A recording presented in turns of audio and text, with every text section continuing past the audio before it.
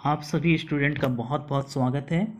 आज हम लोग सामाजिक विज्ञान हमारे संसाधन कक्षा 8 के लिए भूगोल की पाठ्यपुस्तक का पहला अध्याय संसाधन के अभ्यास प्रश्नों को हल करेंगे। तो देखिए, पहला है रिक्त स्थानों की पूर्ति कीजिए। तो इसमें पहला है पवन ऊर्जा डेस संसाधन का उदाहरण है। तो यहाँ पर आएगा नवीकरणीय। फिर से देखिए, पवन ऊर्जा नवीकरणीय संसाधन का उदाहरण है। अगला 2 नंबर, उत्पत्ति के आधार पर संसाधन डेस और डेस 2 प्रकार के होते हैं। तो यहाँ पर आएगा अजैव और जैव। तो फिर से देखिए, उत्पत्ति के आधार पर संसाधन जैव और अजैव 2 प्रकार के होते हैं। अगला देखिए 3 नंबर, दक्कन लावा पठार में डेस मिट्टी पाई जाती है। तो यहाँ पर आएगा काली। ठीक है, फिर से देखिए, दक्कन लावा पठार में काली मिट्टी पाई जाती है। चौथा देखिए, प्रधानमंत्री कौशल विकास योजना वर्ष डेस ईस्वी में प्रारंभ की गई है। तो इसमें भराएगा 2016। देखिए फिर से, प्रधानमंत्री कौशल विकास योजना वर्ष 2016 ईस्वी में प्रारंभ की गई है। ठीक है, अगला प्रश्न देखिए, सही उत्तर लिखें। तो इसमें पहला है, ये बहुविकल्पीय प्रश्न है। देखिए, पहला है, निम्नलिखित में से कौन सा मानव निर्मित संसाधन है? पहला ऑप्शन है कैंसर उपचार की औषधियाँ, दूसरा झरने का जल, तीसरा उष्णकटिबंधीय वन। तो इसमें आंसर होगा पहला क नंबर, कैंसर उपचार की औषधियाँ। ठीक है, क्योंकि ये जो औषधियाँ जो होती हैं, दवाई होती हैं, ठीक है, इसको मानव के द्वारा बनाया जाता है, जबकि झरने का पानी, जल जो है, या उष्णकटिबंधीय वन, ये स्वतः अपने आप बनते हैं। ठीक है, तो अब देखते हैं अगला, जैव संसाधन होते हैं। देखिए क्या होते हैं, इसका ऑप्शन है पहला क, जीव जंतुओं से व्युत्पन्न, ख, मनुष्यों द्वारा निर्मित, ग, निर्जीव वस्तुओं से व्युत्पन्न। तो इसका उत्तर होगा क, जीव जंतुओं से व्युत्पन्न जैव संसाधन, क्योंकि इसमें जीव से उत्पन्न हो रहा है। ठीक है, जीव उत्पन्न हो रहे हैं। और देखिए, मनुष्य द्वारा निर्मित, यानी कि वो मानव के द्वारा बनाया गया है, निर्जीव होगा। ठीक है, और निर्जीव वस्तुओं से व्युत्पन्न, तो ये भी जैव संसाधन नहीं होगा। तो यानी कि उत्तर है आपका क, जीव जंतुओं से व्युत्पन्न। अगला देखिए तीसरा, केरल के तटीय रेत में पाया जाने वाला संसाधन है। तो ऑप्शन देखिए, पहला है थोरियम, दूसरा ख, लोहा, और तीसरा ग, यूरेनियम। इसका उत्तर होगा, देखिए उत्तर क, थोरियम। आपके बुक में ये मोनोजाइट दिया है, ये मोनोजाइट जो है थोरियम ही है। अब थोड़ा चित्र में ये मोनोजाइट थोरियम को देख लीजिए, ये कैसा होता है। ठीक है, ये इस तरह से दिखाई देता है। ठीक है, ये मोनोजाइट थोरियम पत्थर है। देखिए इस तरह से, इसके बारे में थोड़ा सा आप लोग जान लीजिए।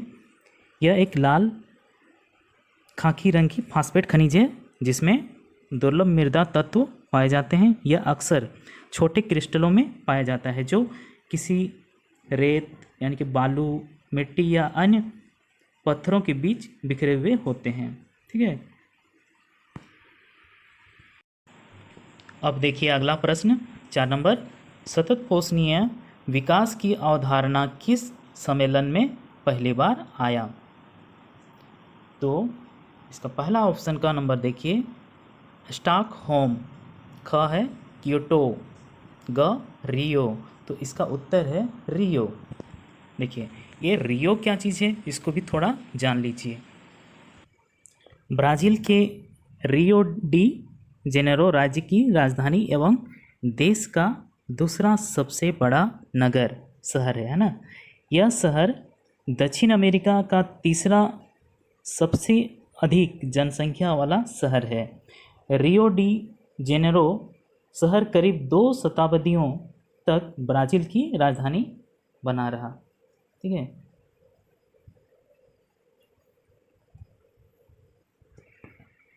रियो डी जेनेरो को आमतौर पर रियो के नाम से ही जाना जाता है। अब देखते हैं अगला प्रश्न। देखिए 3 नंबर, निम्नलिखित प्रश्नों के उत्तर दीजिए। पहला प्रश्न है, संसाधन किसे कहते हैं? देखिए उत्तर, हमारे चारों ओर नज़र आने वाली वस्तुएं जो हमारे लिए उपयोगी हैं एवं हमारी बुनियादी आवश्यकताओं की पूर्ति करती हैं, उसे संसाधन कहते हैं। ठीक है, यानी कि कोई भी वस्तु जो हमें नज़र आ रही है और जिसका इस्तेमाल हम लोग करते हैं तो वो संसाधन है। अगर उसका प्रयोग नहीं हो रहा है तो वो संसाधन नहीं है। अब देखिए अगला प्रश्न 2 नंबर, संसाधन के मुख्य कितने प्रकार होते हैं, संक्षेप में बताइए। उत्तर है, देखिए संसाधन मुख्य रूप से 3 प्रकार के होते हैं। पहला है प्राकृतिक संसाधन, दूसरा मानव निर्मित संसाधन तथा तीसरा मानव संसाधन।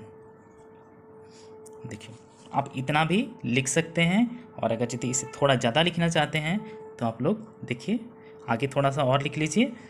प्राकृतिक संसाधन ये प्रकृति से प्राप्त होते हैं, ठीक है, यानी कि अपने आप ये उत्पन्न होते हैं।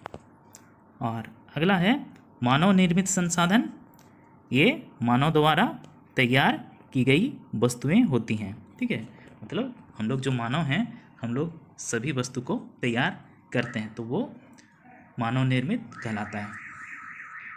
तीसरा देखिए मानव संसाधन,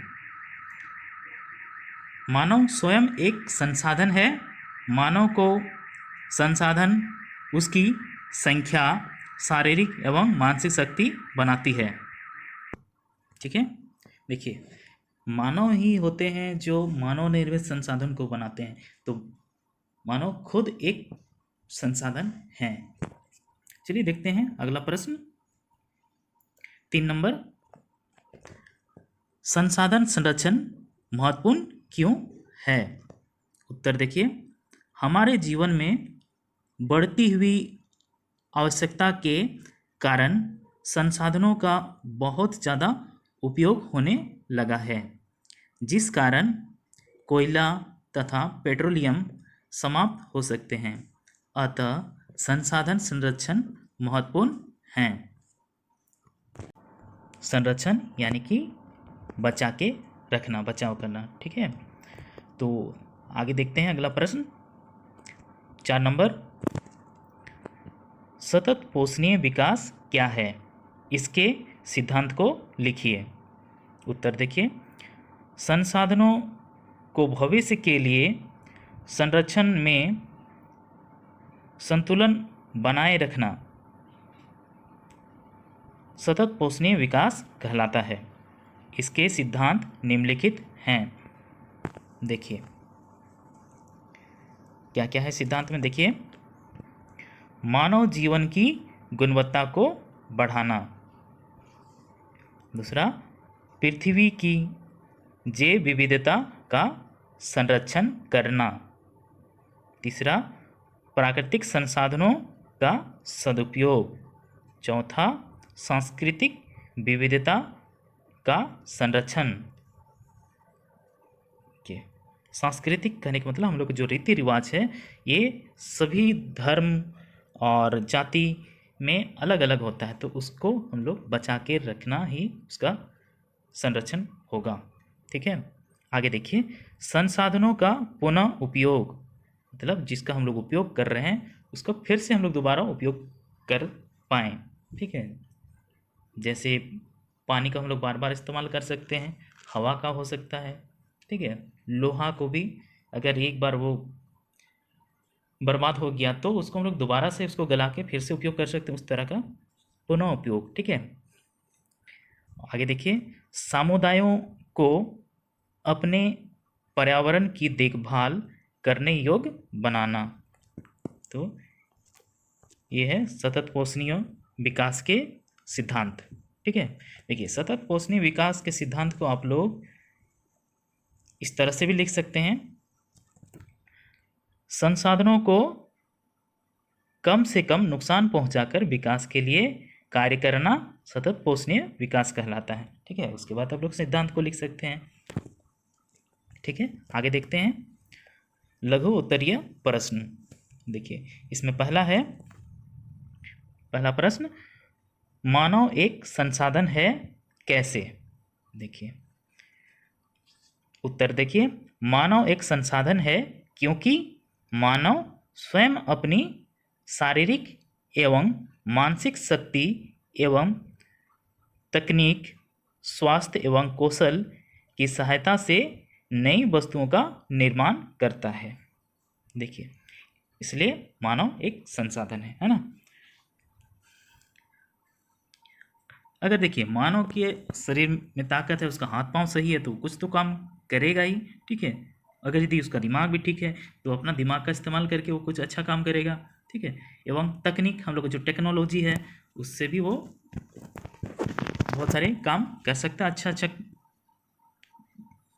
कर सकता है जल्दी में। ठीक है, टेक्नोलॉजी से ही हम लोग बहुत सारे मशीनों का आविष्कार कर लेते हैं। स्वास्थ्य एवं कौशल, देखिए स्वास्थ्य अच्छा रहेगा तो हम लोग काम अच्छे ढंग से कर सकते हैं। कौशल जिसको कि इंग्लिश में स्किल बोलते हैं। ठीक है, मतलब काम करने का ढंग अगर यदि आपका अच्छा है तो आप लोग बहुत जल्दी कामयाब हो जाते हैं। ठीक है, तो इससे क्या होगा कि आप वस्तुओं का निर्माण करना, माने कोई वस्तु को बना सकते हैं। तो मानव एक संसाधन है। चलिए देखते हैं अगला प्रश्न 2 नंबर, संभाव्य और वास्तविक संसाधन में अंतर स्पष्ट करें। उत्तर देखिए, संभाव्य और वास्तविक संसाधन में अंतर। देखिए पहला संभाव्य संसाधन को देखते हैं, इनकी मात्रा ज्ञात नहीं है और इनका उपयोग वर्तमान समय में नहीं किया जा रहा है। ठीक है, लेकिन भविष्य में किया जा सकता है। जैसे लद्दाख में पाया गया यूरेनियम एवं केरल के तटीय रेत में पाया जाने वाला मोनोजाइट। ठीक है, आप लोग पहले ही हम दिखा दिए मोनोजाइट का तस्वीर। ठीक है, उसमें भी यूरेनियम होता है और यूरेनियम आप लोग का जादूगोड़ा जो झारखंड के पूर्वी सिंहभूम जिला में है वहाँ पाया जाता है। ठीक है, तो ये संभाव्य संसाधन का उदाहरण है। संभाव्य संसाधन मतलब ये संभावना है वहाँ पर कि आगे इसका इस्तेमाल किया जाएगा। ठीक है, संभावना। आगे देखते हैं वास्तविक संसाधन। देखिए वास्तविक संसाधन, इनकी मात्रा ज्ञात होती है और इनका उपयोग वर्तमान समय में किया जा रहा है। जैसे पश्चिम एशिया में खनिज तेल, झारखंड में कोयला, बॉक्साइट, सभी वास्तविक संसाधन हैं। वास्तविक कहने का मतलब जो वास्तव में है उसका हम लोग को मात्रा पूरी तरह से ज्ञात हो चुका है।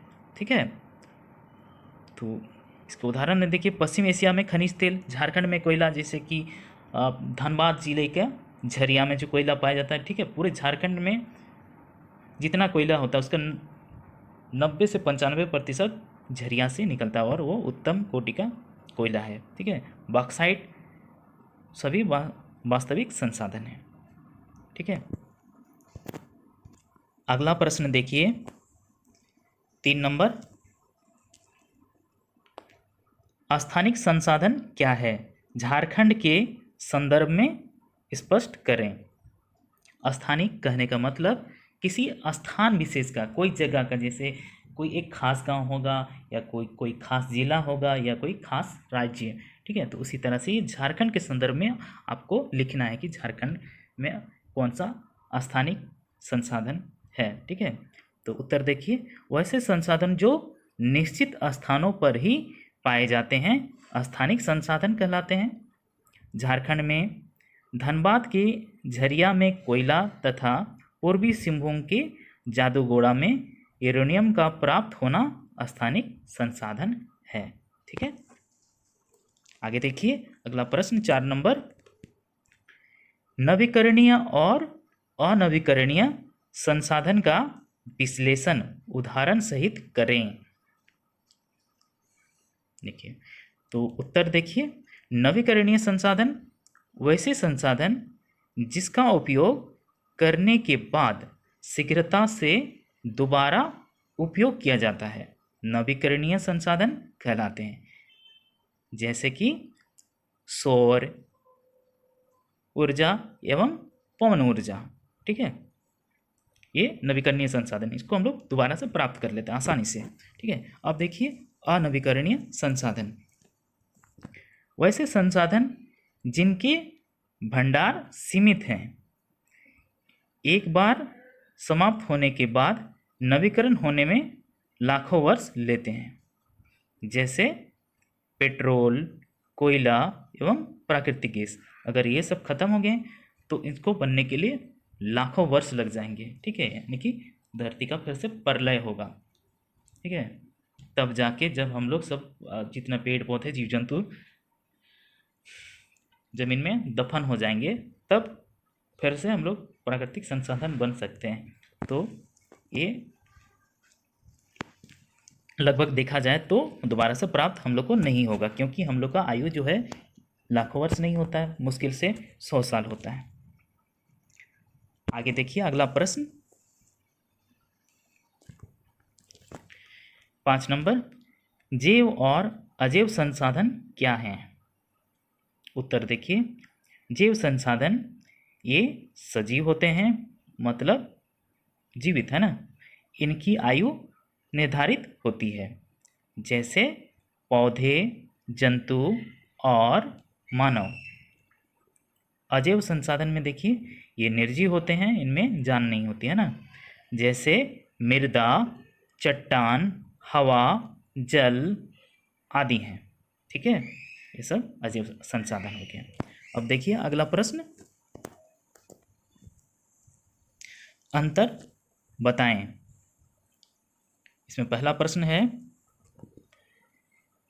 नवीकरण और अनवीकरण संसाधन। उत्तर देखिए, नवीकरण और अनवीकरण में अंतर। नवीकरण देखते हैं पहले, देखिए वैसे संसाधन जिसका उपयोग अनेकों बार किया जा सकता है, जैसे जल, मृदा, मृदा यानी कि मिट्टी है ना, वन जो जंगल होता है, इसका उपयोग हम लोग बार बार कर सकते हैं। जल खत्म हो गया तो फिर से हम लोग को प्राप्त हो जाएगा, ठीक है। और मृदा ये भी समाप्त नहीं होगा, वन अगर हम लोग काटेंगे तो उसको फिर से हम लोग लगा सकते हैं, ठीक है। हालांकि पेड़ को बड़ा होने में समय लगता है, फिर भी ये हम लोग को दोबारा से जल्दी ही प्राप्त हो सकता है। आगे देखिए अनवीकरणीय संसाधन, वैसे संसाधन जो एक बार समाप्त होने के बाद उसके नवीकरण होने में लाखों वर्ष लग जाते हैं, जैसे कोयला तथा पेट्रोलियम, ठीक है। ये एक बार समाप्त हो जाते हैं तो इसको हम लोग लगभग नहीं प्राप्त कर सकते हैं, क्योंकि हम लोग आयु नहीं है उतना लंबा, ठीक है। ये कोयला का खदान जो है, देखिए पहले हजारों साल पहले, लाखों साल पहले जो किसी कारण से पेड़ पौधे जमीन के अंदर दब गए थे, वो अब दबाव, ताप और दाब से कोयला बन गया है, ठीक है। तो उतना साल हम लोग इंतज़ार नहीं कर सकते हैं। जीव जंतु जो दब गए थे, डायनासोर जैसे, ठीक है, या बड़े बड़े जो जीव थे उनसे पेट्रोलियम वगैरह बन गया, तो हम लोग उतना इंतज़ार नहीं कर सकते, इसलिए ये अनवीकरणीय संसाधन है, ठीक है। अगला प्रश्न देखिए 2 नंबर, सर्वव्यापक और स्थानिक संसाधन। उत्तर देखिए, सर्वव्यापक और स्थानिक संसाधन में अंतर। देखिए, सर्वव्यापक संसाधन, ये संसाधन सभी जगह पाए जाते हैं। ठीक है, सर्वव्यापक कहने का मतलब ही होता है सभी जगह। जैसे वायु, जिससे हम सांस लेते हैं। ठीक है, कौन से गैस को हम लोग सांस लेते हैं? ऑक्सीजन। ठीक है, लेकिन साथ में दूसरी गैसों भी हमारे अंदर प्रवेश कर जाती हैं जो तुरंत निकल जाती है। आगे देखिए, स्थानिक संसाधन, वैसे संसाधन जो निश्चित स्थानों पर ही पाए जाते हैं, जैसे लोहा, लौह अयस्क और तांबा। ठीक है, माने जो एक खास जगह पे ही पाया जाता है, सभी जगह नहीं पाया जाता है। जैसे वायु तो सभी जगह पाया जाता है, हवा। ठीक है, लेकिन ये लोहा जो है और तांबा है, ये सब कोई खास जगह में ही पाया जाता है। ठीक है, जैसे कि लोहा पत्थर जो है आपका सिंहभूम जिला में पाया जाता है बहुत सारी जगह में, और तांबा ये भी पाया जाता है। ठीक है, जैसे आपका घाटशिला मुसाबनी तांबा के लिए फेमस रहा है। यहाँ पे तांबा फैक्ट्री था, कॉपर फैक्ट्री। ठीक है, अभी फिलहाल आपका घाटशिला में कॉपर फैक्ट्री है। आगे देखिए 6 नंबर, कारण बताएं। इसका पहला प्रश्न है, प्रौद्योगिकी एक मानव निर्मित संसाधन है।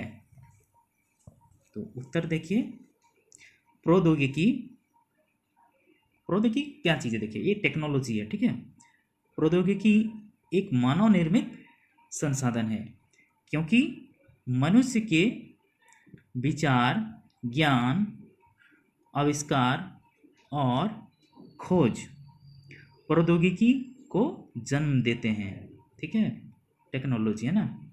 फिर प्रौद्योगिकी की सहायता से हम किसी भी काम को आसानी से कर लेते हैं। ठीक है, अब अगला प्रश्न देखिए, 2 नंबर, मानव एक विशेष संसाधन है। तो इसका उत्तर है, देखिए, मानव एक विशेष संसाधन है क्योंकि मानव अपने बुद्धि एवं बल से प्राकृतिक चीज़ों को अपने उपयोग के लायक बनाता है। ठीक है, देखिए, बहुत सारी चीज़ें हैं, अगर यदि पेड़ है वो ऐसे ही पड़ा रहेगा तो वो हम लोग को उपयोग में नहीं आता है, तो संसाधन नहीं कहलाएगा। लेकिन हम लोग पेड़ को काट के उसका पत्ता, उसका फल का इस्तेमाल करते हैं, या उसको लकड़ी से हम लोग पेज बनाते हैं, यानी कि उस पर हम लोग किताब छापते हैं, कॉपी बनाते हैं, लिखते हैं, तो पेड़ हम लोग के लिए संसाधन बन जाता है। ठीक है, नदी का पानी है, उससे हम लोग सिंचाई करते हैं, मछली पकड़ते हैं, तो वो हम लोग के संसाधन बन जाता है। अतः मानव एक विशेष संसाधन है। ठीक है, क्योंकि हम लोग अपना बुद्धि और बल से प्राकृतिक चीज़ों को अपने उपयोग के लायक बना लेते हैं। ठीक है, तो देखिए अब अगला प्रश्न 7 नंबर, दीर्घ उत्तरीय प्रश्न है ये, मतलब थोड़ा बड़ा उत्तर लिखना है।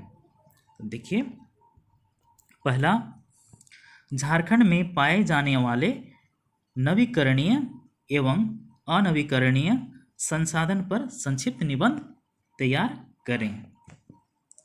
तो देखिए उत्तर, झारखंड में पाए जाने वाले नवीकरणीय संसाधन, झारखंड में प्रति वर्ष औसतन 300 दिन धूप खिलती है। ठीक है, मतलब साल में कितना दिन होता है? 365 दिन होता है, जिसमें कि 300 दिन यहाँ पे धूप मिलता ही है। यहाँ धूलकण और प्रदूषण का स्तर कम होने के कारण सौर ऊर्जा उत्पादन की काफ़ी संभावनाएं हैं। राज्य में प्रतिदिन प्रति वर्ग मीटर 4.5 से 5.5 किलोवाट घंटे का सौर विकिरण प्राप्त होता है। ठीक है, देखिए अभी हम लोग जगह जगह सौर ऊर्जा देखते हैं, है ना। जैसे सभी जगह में अभी हम लोग सोलर से पानी जो नल लगा हुआ वहाँ से मशीन लगा दिया गया है। अब वो अपने मशीन चालू हो जाता है और टंकी में पानी भर जाता है। ठीक है, तो ये सभी जगह हो रहा है। और उससे पहले हम लोग देखें कि जगह जगह पे सोलर लाइट लगाया गया गांव सब में भी, है ना। अब आगे देखिए, इसमें झारखंड में पाए जाने वाले अनवीकरणीय संसाधन। देखिए, अनवीकरणीय यानी कि जिसको हम लोग दोबारा नहीं प्राप्त कर सकते हैं, ऐसे संसाधन जो झारखंड में पाए जाते हैं। देखिए, धनबाद जिले के झरिया में सबसे उत्तम किस्म का कोयला पाया जाता है। यहाँ से झारखंड का 95% कोयला निकलता है। पूर्वी सिंहभूम जिले की जादूगोड़ा से यूरेनियम निकलता है, जिसका उपयोग परमाणु ऊर्जा उत्पादन तथा अन्य कार्यों में किया जाता है। इस प्रकार झारखंड में बहुत से खनिज प्राप्त होते हैं जो और अनवीकरणीय संसाधन हैं। ठीक है, झारखंड में बहुत सारे खनिज पाए जाते हैं, बॉक्साइट वगैरह के बहुत हैं जो अनवीकरणीय संसाधन हैं। अब देखिए, अगला प्रश्न ये है कार्य परियोजना। इसमें पहला प्रश्न है, एक प्रधानमंत्री कौशल विकास योजना के बारे में विस्तृत जानकारी प्राप्त कर एक रिपोर्ट तैयार कीजिए। देखिए, ये क्या है। देखिए,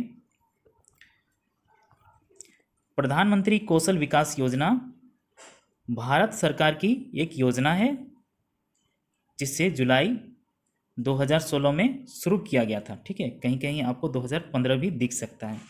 इस योजना के तहत 2020 तक 1 करोड़ युवाओं, जो जवान लोग हैं, को प्रशिक्षण ट्रेनिंग देने की योजना बनाई गई थी।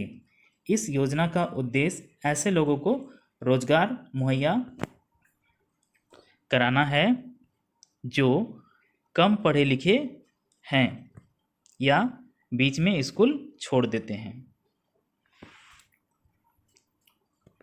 इस योजना में 3 महीने, 6 महीने और 1 साल के लिए रजिस्ट्रेशन होता है। कोर्स पूरा करने के बाद सर्टिफिकेट दिया जाता है। यह प्रमाण पत्र पूरे देश में मान्य होता है। इसका मुख्य उद्देश्य देश के सभी युवा वर्ग को संगठित करके उनके कौशल को निखार कर उनकी योग्यता अनुसार रोजगार देना है। इस योजना के अंतर्गत पहले वर्ष में 24 लाख युवाओं को शामिल किया जाएगा। इसके बाद 2022 तक यह संख्या 40.2 करोड़ ले जाने की योजना है। इसके अलावा इस योजना से लोग अधिक से अधिक जुड़ सकें, इसके लिए युवाओं को ऋण प्राप्त करने की भी सुविधा है। ठीक है, अगर इसके बारे में और जानना है तो आप लोग कमेंट कीजिएगा, हम वो भी बता देंगे। अब देखिए, अगला प्रश्न 2 नंबर, अपने शिक्षक की मदद से संसाधन संरक्षण से संबंधित एक परियोजना तैयार करें जिसमें निम्नलिखित बिंदु सम्मिलित हो। पहला है क, वन संरक्षण मतलब वन का बचाव, है ना। जल संरक्षण, जल का बचाव। सतत पोषणीय विकास, ग अंतिम। तो देखिए, पहला उत्तर में क, वन संरक्षण। वन बने रहें तभी धरती पर उचित मात्रा में वर्षा होगी। ठीक है, जंगल होगा तो ही बारिश सही मात्रा में होगा। नदियों की धारा प्रवाहित रहेगी, मतलब नदियाँ बहती रहेगी तो हम लोग सिंचाई वगैरह अच्छा से कर सकते हैं खेतों में। पहाड़ों और धरती का क्षरण नहीं होगा। ठीक है, मतलब जो कटाव होता है पहाड़ों और मिट्टी का वो नहीं होगा, क्योंकि पेड़ पौधे घास वगैरह सब रहेंगे उसमें, तो उसका कटाव नहीं हो पाएगा। सूखा या बाढ़ और भूकंप जैसी प्राकृतिक आपदाओं से रक्षा होती रहेगी। ठीक है, अगर पेड़ लग जाने लगेगा तो बारिश तो होगा, यानी कि सूखा नहीं होगा, और बाढ़ भी कंट्रोल में रहेगा। ठीक है, क्योंकि समय पे बारिश होगा, है ना, और मिट्टी को कटाव होने से रोकेगा पेड़, और भूकंप जैसी प्राकृतिक आपदाओं से भी रक्षा होगी। आगे देखिए, आवश्यक प्राणवायु और प्राण रक्षक औषधियाँ, वनस्पतियाँ आदि निरंतर प्राप्त होती रहेगी। देखिए, पेड़ों से हम लोग को जो प्राणवायु ऑक्सीजन मिलता है, प्राण रक्षक औषधियाँ मतलब दवाइयाँ जो हैं वो जितने भी हैं सब पेड़ पौधों से ही तैयार की जाती है। ठीक है, बहुत सारे, जैसे किसी का पत्ता तो किसी का छाल तो किसी का जड़, ठीक है, या किसी का फल का इस्तेमाल दवा के रूप में होता है। ठीक है, आगे देखिए, जल संरक्षण। प्रतिदिन अधिक पानी को बचाने के लिए शौच के समय कम पानी का इस्तेमाल करें। ठीक है, जब भी हम लोग शौच जाते हैं तो ज़्यादा पानी का इस्तेमाल नहीं करना है, कम पानी जितना हम लोग की ज़रूरत है उतना ही करना है। हमें फलों और सब्जियों को खुले नल के बजाय भरे हुए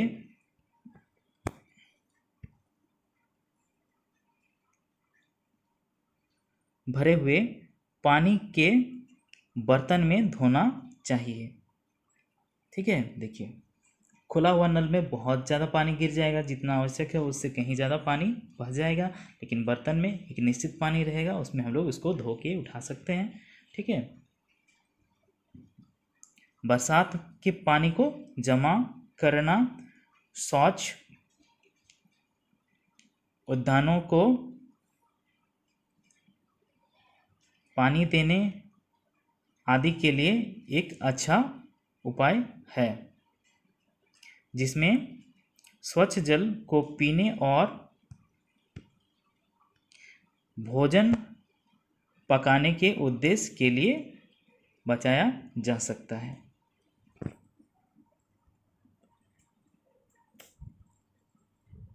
यानी कि जो वर्षा का पानी है उसको भी हम लोग जमा कर सकते हैं। जो छत का पानी नीचे गिर के बह जाता है उसको हम लोग पाइप से उसको कोई टंकी में भर के रख सकते हैं। ठीक है, रेन वाटर हार्वेस्टिंग उसको कहते हैं इंग्लिश में। अब आगे देखिए, सतत पोषणीय विकास। सतत पोषणीय विकास एक ऐसा विकास जिसमें भविष्य में आने वाली पीढ़ियों की आवश्यकता पूर्ति को प्रभावित किए बिना वर्तमान पीढ़ी द्वारा अपनी आवश्यकता की पूर्ति करना सतत पोषणीय विकास कहलाता है। ठीक है, मतलब ऐसा काम कीजिए कि प्रकृति को कोई नुकसान नहीं, ज़्यादा नुकसान नहीं पहुँचे। नुकसान तो पहुँच सकता है लेकिन बहुत ज़्यादा नहीं, क्योंकि हम लोग का जो आने वाला है वंश, उसका भी ख्याल रखना है, उसके लिए भी हम लोग को बचा के रखना है। ठीक है, आपके प्रश्न उत्तर जो थे ये सब समाप्त होते हैं। अंत में कुछ बहुविकल्पीय प्रश्न देख लीजिए। प्रश्न है, सतत विकास की अवधारणा किस सम्मेलन में दिया गया था? तो इसका ऑप्शन देखिए, पहला है रियो, दूसरा मॉन्ट्रियल, तीसरा पेरिस, चौथा टोक्यो। तो इसका उत्तर होगा रियो। ठीक है, अगला प्रश्न देखिए, दक्कन लावा पठार भारत के किस राज्य में स्थित है? ऑप्शन देखिए, पहला तेलंगाना, दूसरा तमिलनाडु, तीसरा महाराष्ट्र, चौथा पंजाब। तो इसका उत्तर होगा महाराष्ट्र। सही है। अगला प्रश्न देखिए, भारत में पेट्रोलियम की खोज सबसे पहले किस राज्य में हुई थी? तो ऑप्शन देखिए, पहला महाराष्ट्र, दूसरा असम, तीसरा राजस्थान, चौथा उड़ीसा। तो इसका उत्तर होगा असम। असम का डिगबोई में है ना। अगला प्रश्न देखिए, कोयला किस प्रकार का संसाधन है? ऑप्शन देखिए, नवीकरणीय, चक्रीय, अजैव, जैव। तो ये होगा जैव संसाधन, क्योंकि कोयला जो है पेड़ पौधों से ही तैयार होता है और पेड़ पौधा जीवित कभी रहा होगा, ठीक है, यानी कि जैव है। सही। अगला प्रश्न देखिए, जिस संसाधन का उपयोग किया जा रहा है तथा जिसकी मात्रा भी ज्ञात है, वैसे संसाधन को क्या कहते हैं? ऑप्शन देखिए, पहला संभाव्य, दूसरा अज्ञात, तीसरा वास्तविक, चौथा परिवर्तनशील। तो इसका उत्तर होगा वास्तविक संसाधन। ठीक है, बस इतना ही। मिलते हैं अब अगले क्लास में। और जो भी चैनल को सब्सक्राइब किए उनके लिए उनको बहुत बहुत धन्यवाद, और जो नहीं किए हैं तो आप लोग इसको सब्सक्राइब कीजिए, क्योंकि इसमें आपको 6 से लेकर आपको MA PG तक का इसमें आपको नोट्स मिलता रहेगा। तो टेक केयर, बाय।